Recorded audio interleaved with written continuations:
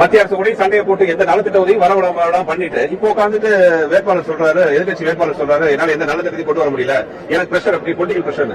அது என்ன பொலிட்டிகல் பிரஷர்னு சொல்றோம்ல, யார் உங்களை நலத்திட்டங்களை கொண்டு வர முடியாம தடுக்கிறது யாரு, அதை சொல்லுங்க. அப்படி தடுக்கிறது உங்க கட்சிக்காரங்கன்னா ஏன் அந்த கட்சி சார்பா நீங்க வேட்பாளர் நிக்கிறீங்க? ராஜினாமா பண்ணுங்க, போட்டியில் வராதுங்க. பண்ணக்கூடிய அந்த காலத்துல வந்து சத்துணவு திட்டம் வரும்பொழுது எல்லா அதிகாரிகளும் புரட்சி தலைவர் சொன்னாங்க, இது வந்து முடியாத காரியம் அப்படி இப்படின்னு எத்தனையோ காரணங்கள் சொன்னாங்க வர முடியாம இருக்கிறதுக்கு. அப்ப முதல் தலைவர் சொன்னார், ஒரே தான் சொன்னாரு, முடியாதுன்னு சொல்றது 1000 காரணம் சொல்றீங்களா, முடியும்னு சொல்றது ஒரு காரணம் கூட கிடைக்கல.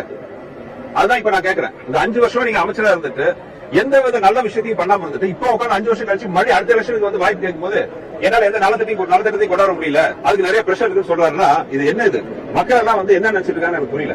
அதாவது ஒவ்வொரு தடவையும் மக்கள் வந்து ஒரு தடவை ஓகே போட்டாங்க, 2 தடவை போட்டாங்க, 3ஆவது தடவை ஏமாறதுக்கு மக்கள் எல்லாம் அவ்வளவு ஈஸியான இல்ல. மக்கள் சக்தி என்னங்கிறது இந்த எலெக்ஷன்ல காட்டுவாங்க. இந்த ஆட்சி மேல இருக்கிற எல்லா அதிகாரிகள் மேலேயும் சரி, அமைச்சர்கள் மேலேயும் சரி, எம்எல்ஏக்கள் மேலேயும் சரி, மொத்தத்தில் ஆளுங்கட்சி மேலே வந்து அவங்க மேல இருக்கிற அதிருப்தி எல்லாமே மக்களோட முகத்திலே தெரியுது. நான் போற ஒவ்வொரு இடத்துலயும் அவங்க என்ன சந்தோஷமா வந்து எதிர்கொள்ற விதமாகட்டும், என்ன வரவேற்ற விதமாகட்டும், என்கிட்ட சந்தோஷம் பேசுற விதமாகட்டும், நான் காட்டுறது கூட எங்கிட்ட ரெட்டை வயசு சின்னத்தை காட்டுறது ஒரு முறையாகட்டும், எல்லாத்தையும் பார்க்கும்போது எந்த அளவுக்கு இந்த ஆட்சியின் மீதும் இந்த அதிகாரிகள் அமைச்சர்கள் மீதும் ஆளுங்கட்சி உறுப்பினர்கள் மீதும் எந்த அளவுக்கு அதிருப்தி இருக்கான்னு தெரியுது. முக்கியமா மதுரை மத்திய தொகுதியில கார்பரேஷன் ஊழல் 200 கோடி.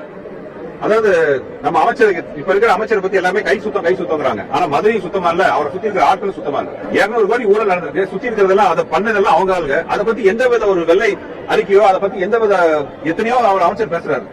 அவனா வந்து பேப்பர்ல வந்து புள்ளி விவரத்தை வச்சு காட்டுறாரு. மக்களுக்கு தேவை புள்ளி விவரம் கிடையாது. மக்களுக்கு தேவை அவங்க கண்ணு முன்னாடி இருக்கிற நலத்திட்ட விஷயங்கள் தான் அவங்களுக்கு தேவை. எல்லாத்துக்கும் புள்ளி பேப்பரை வச்சுட்டு ஏட்டு சொரக்கா கூட்டுக்கு உதவாதுன்னு சொல்லுவாங்க. அதுதான் இங்க நடந்துட்டு இருக்கு. மணியில் களம் இல்லை, வழியில் பயம் இல்லை.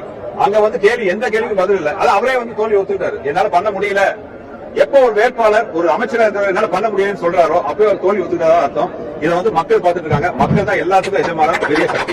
மதுரையில் இருக்கிற நலத்திட்டங்கள் எல்லாம் பாத்தீங்கன்னா போன அதிமுக ஆட்சியில், அம்மா ஆட்சியிலையும் எடப்பாடி ஆட்சியிலையும் செல்லூர் ராஜா இங்க வந்து மாவட்ட அமைச்சராக இருந்த காலத்திலையும் உருவாக்கப்பட்டதுதான்.